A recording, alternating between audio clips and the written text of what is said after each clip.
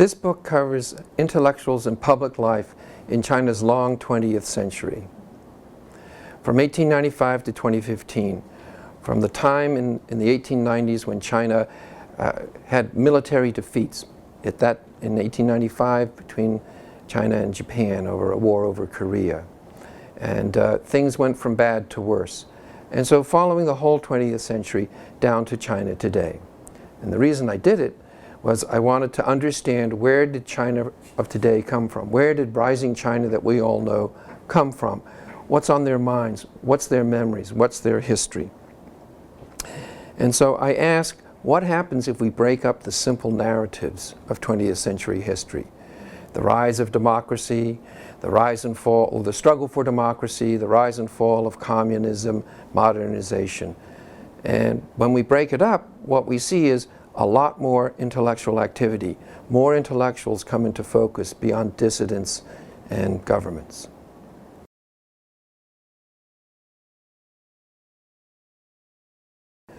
I think a study of modern Chinese intellectuals can offer readers three things.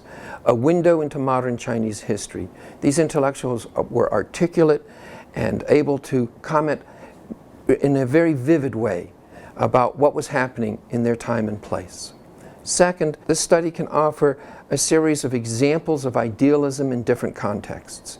We can understand the idealism of these intellectuals, but because of their conditions and circumstances were so different, then we can begin to understand why their answers might look a little different from what we might assume. And finally, I hope that these are a set of case studies that can contribute to comparative history, so people who are not China specialists can readily understand what's going on and be able to compare what happened in China with what happened for intellectuals in Europe or Latin America or the Middle East or South Asia.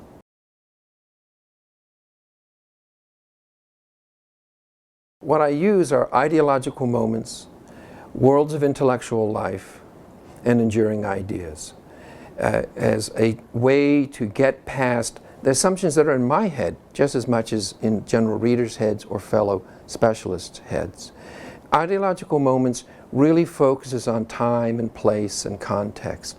And the simple version of that is, what was the question of the day? What was on people's minds, the dominating thing? And if we look to American history or European history in the 20th century, there was a time of fighting fascism. There was Cold War. There's war on terror. These really shape what people do. There are similar changes in modern Chinese history, different ideological moments. Worlds of intellectual life is basically looking at thinkers and writers in their social life, their everyday life. And finally, enduring ideas are essentially enduring problems that were important then and are important now.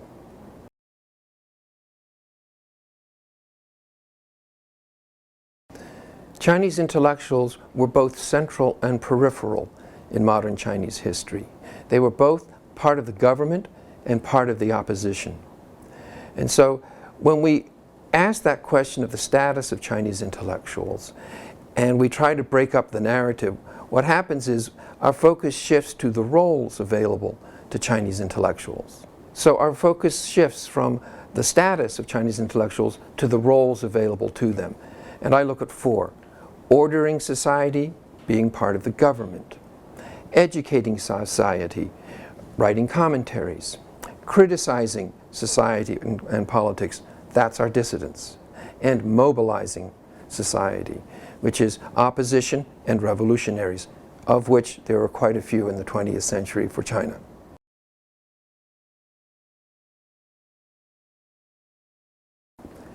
Our focus on Chinese intellectuals, particularly as dissidents, says more about ourselves than about China. And it says more about our hopes and fears and concerns. The simple way to put it is, many people in America and Europe hope and wish other people around the world will become more like us.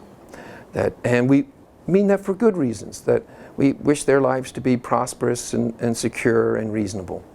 But it clouds out a lot of the experience of intellectuals in modern China. Therefore, try to look beyond the dissidents. Not to exclude them, because they're brave, courageous people doing good things, but they're a tiny minority.